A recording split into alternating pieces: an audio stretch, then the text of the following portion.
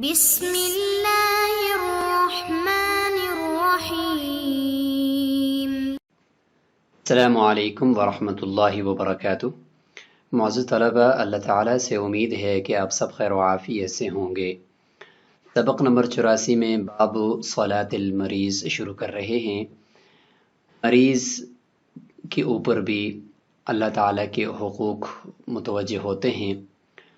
اور اس میں خاص طور پر جو نماز ہے اس کا ہم یہاں پہ ذکر کریں گے۔ مریض کی 5 حالتیں ہیں۔ ان 5 حالتوں میں مریض کے لیے نماز کا کیا حکم ہے اور نماز کس طریقے سے ادا کرنی ہے، اس سے متعلق انشاءاللہ ہم جانیں گے، اور کس حالت کے اندر مریض کو سے نماز مؤخر کر دی جائے گی تو اس کو بھی انشاءاللہ ہم سمجھیں گے۔ اور عبارت اذا عجز المریض عن القیام صلی قاعدا سے شروع ہوگی۔ اس سبق میں ہم کوشش کریں گے والافضل هو الایماء قاعدا لانه اشبه بالسجود جائیں گے۔ مریض کی نماز سے متعلق ایک یہ وضاحت سمجھ لیں، اللہ تعالیٰ نے اس کو گنجائش دی ہے کہ جتنی طاقت ہو اتنا وہ کام کرے، اس سے زیادہ کا مکلف نہیں ہے۔ چنانچہ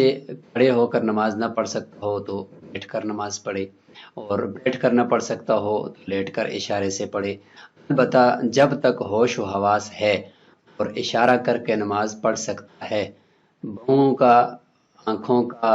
دل کا اشارہ نہیں بلکہ سر کے اشارے کے ساتھ اگر پڑھ سکتا ہے، اس کی گنجائش اس کو مل سکتی ہے تو نماز ساقط نہیں ہوگی۔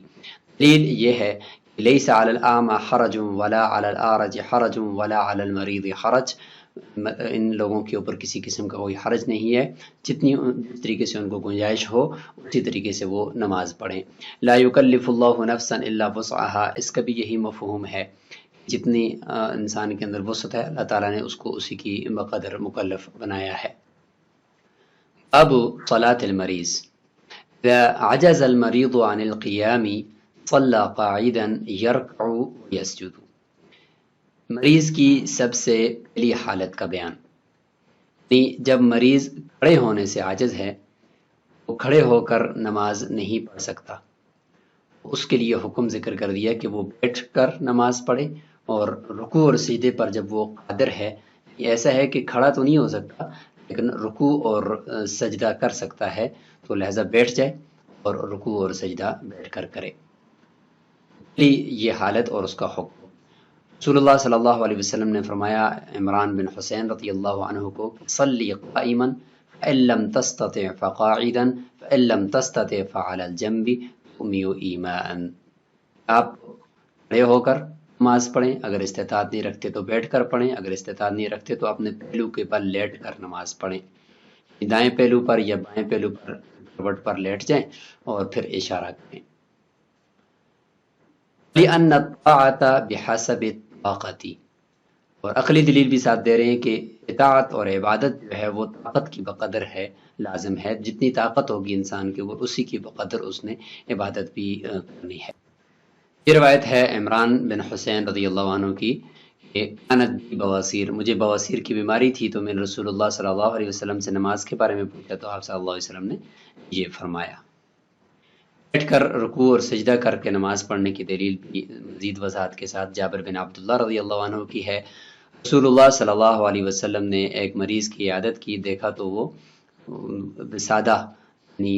تکیے کو اپنے قریب سر کی طرف لا کر نماز پڑھ رہے تھے، آخذہ اس کو لیا اور اس کو پھینک دیا، پھر ایک لکڑی کو اس نے لی مریض نے اور اس کے اوپر اس نے سجدہ کیا، یعنی بیٹھ کر وہ رکوع اور سجدہ کرنے کے بجائے تکیے کو اپنے سر کی طرف کر رہا تھا یا لکڑی کو کر رہا تھا، اس کو بھی پھینک دیا، فرمایا کہ صلی علی الارض ان استطعت والا فاومی ایمان۔ یہاں سے یہ بات بھی سمجھ میں آئی کہ اگر سجدہ نہیں کر سکتا زمین پر، اس کے اوپر قدرت نہیں ہے، تو بس صرف سر کے ساتھ سجدے کے لیے اشارہ کر دے، کسی زمین سے کسی چیز کو اٹھا کر یا کرسی جو جدید بنی ہوئی ہیں ان کے آگے ایک اس طرح کی تختی لگی ہوتی ہے کہ مریض جا کر اس کے اوپر اپنا ماتھا ٹیکتا ہے، تو اس کی بھی ضرورت نہیں ہے، بس صرف سر کے ساتھ اشارہ کرنا ہی ہے،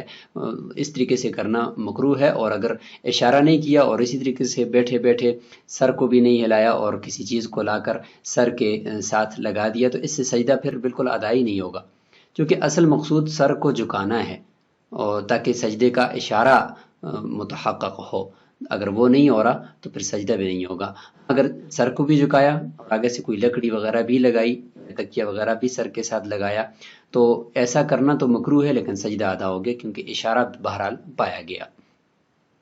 اور فرمایا کہ اشارہ کرو، جعل سجودہ کا، اور سجدے کا جو اشارہ ہے اخفضا، اس کو زیادہ جھکائیں رکوع کے اشارے سے۔ رکوع کے لیے بھی اشارہ کرنا ہے، اگر کسی کو رکوع اور سجدے دونوں پر قدرت نہیں ہے تو سجدے کے لیے بھی کرنا ہے، تو رکوع کے لیے ذرا کم اشارہ سر کو جھکائے اور سجدے کے لیے ذرا زیادہ جھکائے۔ قال فإن لم يستطع الركوع والسجود أو مع ایمان، یہ اس دوسری حالت کا ذکر ہے اور اس کا حکم ہے کہ رکوع اور سجدے پر بھی قادر نہیں ہے، یہ تو قیام پر بھی نہیں تھا اور اب اس کے ساتھ آگے بڑھ کر حالت یہ ہے کہ رکوع اور سجدے پر بھی استطاعت نہیں ہے، تو پھر اشارے کے ساتھ رکوع اور سجدہ ادا کرے، یعنی قاعداً بیٹھے بیٹھے رکوع اور سجدے کا اشارہ کرے، جس کا ذکر ابھی گزرا۔ انہ وسع مثلہ، اس لیے کہ اس جیسے شخص کے لیے اتنی ہی گنجائش ہے، اسی اور اس کے لیے یہ گنجائش بھی ہے کہ وہ اشارہ کر سکتا ہے۔ جعل سجودہ اخفض من رکوعہ، اور اپنے سجدے کے اشارے کو رکوع کے اشارے سے زیادہ جھکائے، یعنی سر کو زیادہ جھکائے، اس کا ذکر بھی ابھی روایت میں گزر گیا۔ لأنہ قائم مقامہما، اس لیے کہ ابھی یہ جو رکوع اور سجدے کا اشارہ کرے گا بیٹھ کر، یہ اشارہ رکوع اور سجدے کے قائم مقام ہے، فاخذ حکمہما، تو لہذا رکوع اور سجدے کا حکم بھی یہ اشارہ لے لے گا۔ رکوع جس طریقے سے زیادہ سجدہ زیادہ جھکنا ہوتا ہے اور رکوع کے لیے کم جھکنا ہوتا ہے، تو اس طریقے سے اشارے میں بھی یہی فرق کرے گا۔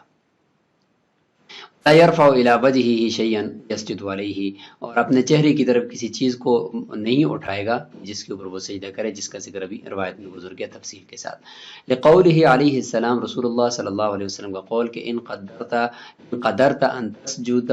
علی الارض فاسجد، اگر آپ زمین پر سجدہ کرنے کی قدرت رکھتے ہیں تو پھر زمین پر ہی سجدہ کیجئے گا۔ الا، اور اگر قدرت نہیں رکھتے تو فاومی برأسک، سر کے ساتھ اشارہ کرو، کسی چیز کو سر کے ساتھ لگانے سے سجدہ ادا نہیں ہوگا۔ ان فعل ذلك، اگر کسی نے اس طریقے سے کر لیا، تکیہ وغیرہ یا کوئی لکڑی یا کرسی کے سامنے جو تختی لگی ہوتی ہے اس کے اوپر سجدہ کر لیا، لیکن اس کے ساتھ ساتھ ایک کام اس نے کیا ہے، وہ یہ وهو يخفض رأسه، اپنے سر کو ساتھ جھکایا ہے، اجزاءہ، اس کے لیے یہ سجدہ کافی ہو جائے گا، لوجود الایماء، اشارہ پائے جانے کی وجہ سے، چونکہ اشارہ بھی ساتھ ساتھ پایا گیا تو کام تو اس نے مکروہ کیا، لیکن چونکہ اشارہ پایا گیا تو سجدہ ہو جائے گا۔ ان وضع ذلك على جبهته، اگر اس نے پیشانی کو جھکائے بغیر پیشانی کے اوپر لا کر کسی لکڑی کو یا کسی چیز کو رکھ دیا اور اشارہ نہیں کیا، لا یجزئ، یہ سجدے کے طور پر اس کے لیے کافی نہیں ہوگا، لانعدامہ، یہاں پہ اشارہ نہیں پایا گیا۔ اسی حالت کی طرف چلتے ہیں مریض کی، وہ یہ ہے فإن لم يستطع القعود، اگر وہ بیٹھنے کی بھی استطاعت نہیں رکھتا، یعنی نہ کھڑے ہونے کی استطاعت ہے، نہ بیٹھنے کی، بیٹھ کر رکوع سجدہ کرنے کی، اور نہ ہی اب بالکل بیٹھنے کی استطاعت ہے، اب کیا کرے؟ فرماتے استلقى على ظهره، بس وہ چت لیٹ جائے گا، اپنی گردن کے بل اپنے پیٹھ کے اوپر لیٹ جائے گا، اور سر اس کا نیچے، یعنی سر اور پیٹھ نیچے زمین پر ہو جائے گی، اور سر کو تھوڑا سا اونچا کرے گا پیچھے تکیہ وغیرہ رکھ کر، تاکہ کچھ نہ کچھ قبلے کی طرف اس کا چہرے کا رخ ہو جائے۔ جعل رجلیہ الی القبلہ، اور اپنی ٹانگوں کو قبلے کی طرف بالکل سیدھا کر دے اور پیچھے سے تھوڑا سا اوپر اپنے سر کو کر دے کہ اشارہ کرنے میں آسانی ہو۔ اگرچہ یہاں پہ کراہت تو ہے قبلے کی طرف ٹانگیں کرنے میں، لیکن یہاں پہ مریض کے لیے اس کی گنجائش ہے۔ او ما بالرکوع والسجود، سر کے ساتھ رکوع اور سجدے کا اشارہ کرے لیٹ کر۔ قولہ علیہ السلام، رسول اللہ صلی اللہ علیہ وسلم کا فرمان، یصلی المریض قائما، مریض کھڑے ہو کر بھی نماز پڑھ سکتا ہے اگر اس کی استطاعت ہو، فإن لم يستطع فقاعدا، اگر اس کی استطاعت نہ ہو تو پھر بیٹھ کر نماز پڑھے، وإن لم يستطع فعلى قفاه، اگر اس کی بھی استطاعت نہ ہو بیٹھنے کی تو پھر اپنی گدی کے بل لیٹ جائے، یؤمی ایمان اشارے کے ساتھ نماز پڑھے۔ لم یستطع، اگر وہ اس کی بھی استطاعت نہیں رکھتا، فاللہ تعالی احق بقبول العذر منہ، اللہ تعالیٰ زیادہ حقدار ہے اس کے عذر کو قبول کرنے کے، کہ اس کا یہ عذر ہے لہٰذا نماز اس سے مؤخر کر دی جائے گی۔ درست ہوا یہ ہوش کی حالت کے اندر جو نمازیں اس سے رہ جائیں گی تو پھر وہ دوبارہ قضا کر لے گا۔ بیٹھ کر نماز پڑھنے کا طریقہ، اس روایت میں علی بن ابی طالب رضی اللہ عنہ کی روایت ہے، یصلی المریض قائما ان استطاع فإن لم يستطع صلى قاعدا فإن لم يستطع ان يسجد او ما وجعل سجوده اخفض من ركوعه فإن لم يستطع ان يصلي قاعدا صلى على جنبه الايمن۔ یہ بھی ایک طریقہ ہے، اگر استطاعت نہیں رکھتا بیٹھنے کی تو پھر وہ اپنے کروٹ پر لیٹ جائے، دائیں کروٹ پر لیٹے گا تو ٹانگیں جو ہے وہ جنوب کی طرف اور سر شمال کی طرف، اور اس طریقے سے وہ لیٹ جائے گا اور مستقبل القبلہ، قبلہ کی طرف اس کا رخ ہو جائے گا، دائیں کروٹ پر لیٹے گا۔ لم یستطع ان یصلی علی جنبہ الايمن، اگر دائیں کروٹ پر نہیں لیٹ سکتا تو صلی مستلقیاً، پھر سیدھا چت لیٹ جائے اور اپنی ٹانگوں کو قبلے کی طرف کر دے۔ یہ دو طریقے ہیں لیٹ کر نماز پڑھنے کے۔ اس میں جو پہلا طریقہ ہے احناف کے نزدیک وہ زیادہ اولا ہے، کہ جس میں پیٹھ کو نیچے لگائے اور ٹانگوں کو قبلے کی طرف کرے، سر کو پیچھے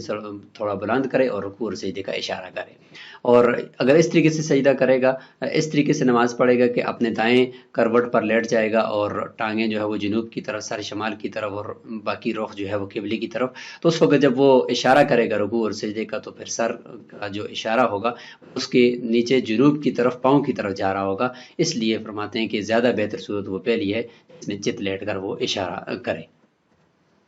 مصنف فرماتے ہیں کہ وَإِنِ اسْتَلْقَى عَلَى جَنْبِهِ، اگر وہ اپنے پہلو کے بل لیٹ گیا یعنی دائیں کروٹ پر لیٹ گیا، اس طرح بھی ہم نے بیان کیا، وجهه الى القبلہ، چہرہ اس کا قبلے کی طرف ہے، ٹانگیں جنوب کی طرف ہیں، فاوما، اشارہ کر دیا، جازا، صورت تو یہ بھی درست ہے، لما روینا من قبل، جیسے کہ ابھی ہم نے روایت کیا جس میں یہ ذکر تھا، الا ان الاولى هي الاولى عندنا، اگر افضل صورت وہ پہلی صورت ہے جو ہم نے ذکر کی، کون سی؟ یہ والی صورت، اعلی قفاہ یؤمی ایمان استلقى على ظہرہ وجعل رجلیہ الی القبلہ، یہ والی صورت۔ خلاف الشافعی رحمہ اللہ، امام شافعی رحمہ اللہ اس میں اختلاف فرماتے ہیں، وہ فرماتے ہیں کہ یہ والی صورت زیادہ اولا ہے، یعنی کروٹ کے بل لیٹ کر اور سجدے کا اشارہ کرے، لأن اشارۃ المستلقی تقع الی ہواء الکعبہ، چت لیٹتا ہے یعنی پیٹھ کو نیچے زمین پر لگا کر، سر کو پیچھے سے تھوڑا اونچا کر کے اور ٹانگوں کو قبلی کی طرف کرتا ہے، تو اس میں بھی ٹانگوں کو تھوڑا فولڈ کرے، گھٹنوں کو تھوڑا اوپر کرے، اگر اس کی قدرت اس کے اوپر ہو۔ اگر ٹانگیں ٹوٹی ہوئی ہیں تو نہیں ہے تو پھر بھی کوئی حرج نہیں ہے، رکوع اور سجدے کا اشارہ کر سکتا ہے، تو نماز اسی طریقے سے پڑھے، بے شک اس کی ٹانگیں قبلے کی طرف ہوں۔ اگر فولڈ کر سکتا ہے تو بہتر یہ کہ فولڈ کرے۔ تو اس لیے فرماتے ہیں کہ افضل صورت احناف کے نزدیک یہی والی ہے، اس لیے کہ چت لیٹ کر جو اشارہ کرے گا تو اس کا اشارہ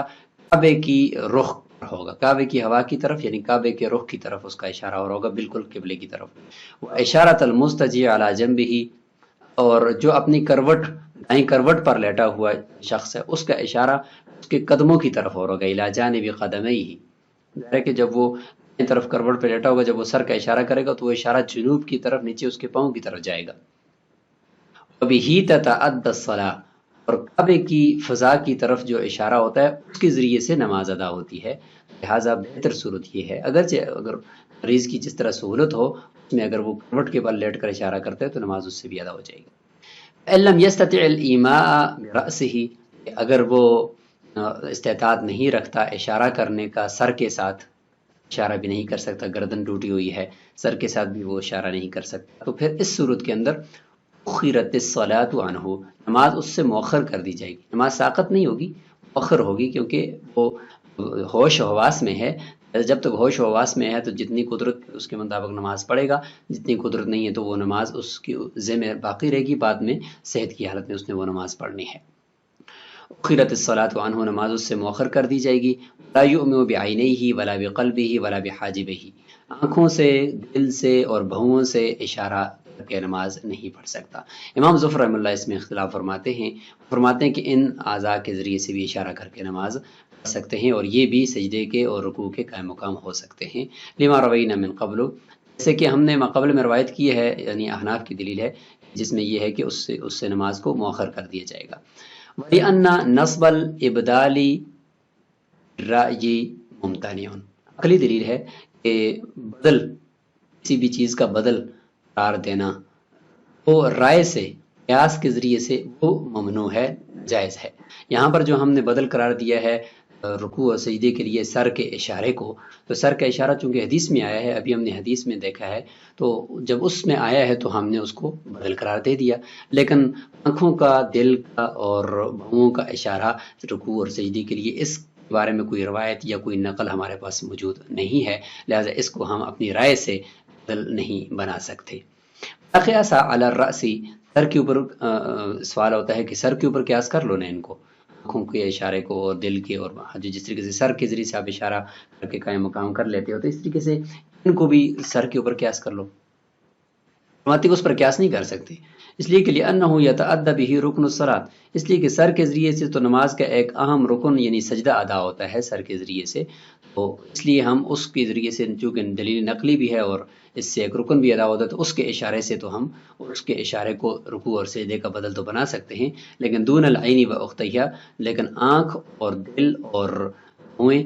ان سے تو کوئی رکن ادا نہیں ہوتا نماز کا، نہیں ہوتا، تو لہٰذا ان کو ہم قائم مقام میں نہیں بنا سکتے۔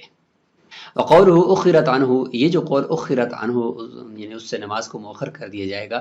امام قدوری کا یہ قول، اس سے اشارہ ہے الی انہ لا تسقط الصلاۃ عنہ، اس سے یہ نماز ساقط نہیں ہوگی۔ ان کان العجز اکثر من یوم ولیلۃ، اگرچہ اس کا یہ عجز یعنی یہ اس کی جو بیماری ہے یہ ایک دن اور ایک رات سے زیادہ بھی ہو جائے نا، پھر بھی یعنی 6 نمازیں، 7 نمازیں، 3 دن، 4 دن، جتنے دن تک بھی اس سے یہ نمازیں مؤخر ہوگی ساقط نہیں ہوں گی، اس لیے کہ اذا کان مفیقا، بشرط کہ وہ افاقے کی حالت کے اندر ہو، اس کے اوپر بے ہوشی طاری نہ ہو یا وہ مجنون نہ ہو، کیونکہ مجنون ہوگا یا بے ہوشی طاری ہوگی تو اس وقت خطاب جو نماز کا اقیم الصلاۃ کا وہ اس کی طرف متوجہ نہیں ہوگا، لیکن جب تک وہ ہوش میں ہے تو یہ خطاب براہ راست اس کی طرف متوجہ ہو رہا ہے، لہذا جب قدرت ہے تو پڑھے گا نماز، نہیں قدرت تو یہ خطاب تو پھر بھی اس کی طرف متوجہ ہے، جب ہے تو یہ نماز اس کی ذمہ ہے، بعد میں اس نے پڑھنی ہوگی۔ صحیح راجح قول یہ ہے، چونکہ بعض فقہاء اس میں اختلاف فرماتے ہیں کہ جب پڑھ ہی نہیں سکتا، عاجز ہے، تو یہ خطاب بھی اس کی طرف متوجہ نہیں ہے، لیکن یہ کہ مفتوی قول یہ ہے کہ یہ خطاب اس کی طرف متوجہ ہے جب تک اس کو افاقہ ہے، یعنی بے ہوشی وغیرہ نہیں ہے۔ ہاں اگر بے ہوشی ہے تو اگلے سبق کے اندر ہم اس کا تذکرہ کر لیں گے، اور 5ویں حالت ابھی انشاءاللہ ہم اس کو دیکھ بھی لیتے ہیں۔ ابھی تک ہم نے 4 حالتیں اس کی پڑھ لی ہیں۔ لِأَنَّهُ يَفْهَمُ مضمون الخطاب، یہاں پہ یہ ذکر فرماتے ہیں کہ جب تک وہ ہوش میں ہے تو وہ جو نماز کا خطاب ہے اس کے مضمون کو سمجھ رہا ہے، جب سمجھ سکتا ہے تو نماز بھی اس کے ذمہ ہے۔ خلاف المغمى علیہ، خلاف بے ہوشی والے آدمی کے، اس کی طرف خطاب جو متوجہ ہوا لیکن وہ اس کو سمجھ نہیں سکتا تو لہٰذا نماز بھی اس سے ساقط ہو جاتی ہے اور اس کی قضا اس کے ذمہ لازم نہیں ہوتی۔ مریض کی آخری حالت سے اس کی نماز کا حکم واضح ہوگا، یہ ہے کہ وَإِن قَدَرَ عَلَى الْقِيَامِ، کھڑے ہونے پر تو قدرت ہے، لَمْ يَقْدِرْ عَلَى الرُّكُوعِ وَالسُّجُودِ، رکوع اور سجدے پر قادر نہیں ہے، اب کیا کرے؟ فرماتے ہیں کہ اس صورت کے اندر رکوع اور سجدے کے اوپر جب قادر ہے، قیام پر قادر ہے لیکن رکوع اور سجدہ بیٹھ کر نہیں کر سکتا، تو فرماتے ہیں کہ اس کے اوپر قیام بھی لازم نہیں ہے، ایسا کیا کرے گا؟ یصلی قاعدا، بیٹھ کر نماز پڑھے گا، یومی ایمان، اشارہ کرے گا رکوع اور سجدے کا، کھڑا ہونے کی ضرورت نہیں ہے، اس لیے کہ لأن رکنیت القیام للتوسل به الى السجدہ، اس لیے کہ قیام کی جو رکنیت ہے نماز کے اندر، اس کی فرضیت وہ سجدے کے لیے وسیلہ کے طور پر ہے، سجدہ کرنے کے لیے جانا ہے، تو اس لیے لما فیہا من نہایت التعظیم، کہ جب قیام کی حالت سے رکوع کی طرف بندہ جائے گا، رکوع سے قیام کر کے پھر سجدی کی طرف جائے گا، تو اس میں تعظیم زیادہ ہے کہ اوپر سے نیچے جھکنا ہے اللہ تعالیٰ کے سامنے، تو اس لیے قیام کو رکن بنایا گیا ہے تاکہ آگے رکوع اور سجدہ کیا جا سکے۔ فَإِذَا كَانَ لَا يَتَعَقَّبُ السُّجُودَ، لہذا جب اس کے بعد سجدہ ہے نہیں، لا يَكُونُ رُكْنًا، ایسا قیام جو ہے وہ رکن کے طور پر باقی بھی نہیں رہے گا، يتخیر، اس کو اختیار ہوگا کہ چاہے تو وہ کھڑا ہو اور اس کے بعد نیچے بیٹھ کر اشارہ کرے، اور چاہے تو بیٹھ کر ہی وہ رکوع اور سجدے کا اشارہ کرے۔ افضل هو الایماء قاعدا، بہتر صورت یہ ہے کہ بیٹھ کر ہی رکوع اور سجدے کا اشارہ کرے، انه اشبہ بالسجود، اس لیے کہ یہ سجدے کے زیادہ مشابہ ہے، چونکہ بیٹھ کر جب وہ سجدے کے بالکل قریب جا کر اشارہ کرے گا تو یہ سجدے کے مشابہ ہو گیا۔ اسی ضمن میں کرسی پر نماز پڑھنے والے کا حکم بھی ہم ذکر کر لیتے ہیں۔ اس میں یہ ہے کہ اگر کوئی مریض ایسا معذور ہو وہ نہ تو قیام پر قادر ہو اور نہ ہی زمین پر بیٹھ کر رکوع اور سجدہ کر سکتا ہو، ایسے مریض کے لیے کرسی پر بیٹھ کر محض سر کے اشارے سے نماز پڑھنا جائز اور درست ہے۔ لہذا اگر کوئی قیام پر قادر ہے اور رکوع اور سجدے پر قادر نہیں ہے تو اس کے لیے بیٹھ نہیں ہوگا، کیونکہ قیام پر قادر ہے اور رکوع اور سجدے پر قادر نہیں ہے تو اس کے لیے زمین پر ہی بیٹھ کر اشارہ کرنا ہوگا۔ اور اسی طریقے سے کوئی قیام پر قادر نہیں ہے لیکن رکوع اور سجدے پر قادر ہے تو اس کے لیے بھی نیچے بیٹھ کر رکوع اور سجدہ کرنا ہوگا، کرسی پر نماز اس کے لیے بھی جائز نہیں ہے۔ یہ وہ ہے کہ جو نہ تو قیام پر قادر ہے اور نہ ہی زمین پر بیٹھ کر رکوع اور سجدے پر قادر ہے۔ ان دونوں صورتوں میں جب وہ نہ کھڑا ہو سکتا ہے نہ بیٹھ کر رکوع سجدہ کر سکتا ہے تو پھر کرسی پر بیٹھ کر اشارہ کر لیں، لیکن اس میں بھی وہی بات ہے کہ سجدے کا اشارہ رکوع کے اشارے سے پست کرے۔ اس مریض کو اپنے سامنے سجدہ کرنے کے لیے میز رکھنا ضروری نہیں ہے، اس کا سجدہ سر کے اشارے سے ہی ادا ہو جائے گا، لیکن اگر سامنے رکھی ہوئی میز پر سجدہ کر لیا اور سجدہ کا اشارہ رکوع کے اشارے سے پست ہو تو بھی سجدہ ادا ہو جائے گا۔ آخر میں ہم یہ ذکر کر لیتے ہیں کہ قیام پر قادر ہے یا نہیں، وہ قیام مریض سے ساقط کرنے کے لیے ڈاکٹر کا مشورہ وہ کیا شرعی حیثیت رکھتا ہے۔ تو اس حوالے سے دیکھتے ہیں کہ بسا اوقات انسان کسی ایسی بیماری میں مبتلا ہو جاتا ہے جس میں ڈاکٹر کی طرف سے یہ ہدایت ہوتی ہے کہ نماز بیٹھ کر پڑھنا ہے، کھڑے ہو کر نماز پڑھنے کی صورت میں ضرر کا اندیشہ ہے۔ اگر یہ بات غلبہ ظن کے درجے میں حاصل ہو جائے کہ باقی اس مرض میں کھڑے ہو کر نماز پڑھنا باعث ضرر ہے، مثلا خود مریض کو کھڑے ہو کر نماز پڑھنے سے بیماری کے بڑھ جانے کا احساس ہو، یا ڈاکٹر متعلقہ بیماری میں ماہر ہو اور مسلمان ہونے کے ساتھ ساتھ نماز کی حقیقت کا بھی قائل ہو، شرعاً ایسے ڈاکٹر کے مشورے پر مریض عمل کر سکتا ہے، اس کے لیے ترک قیام جائز ہوگا۔ السلام علیکم ورحمۃ اللہ وبرکاتہ۔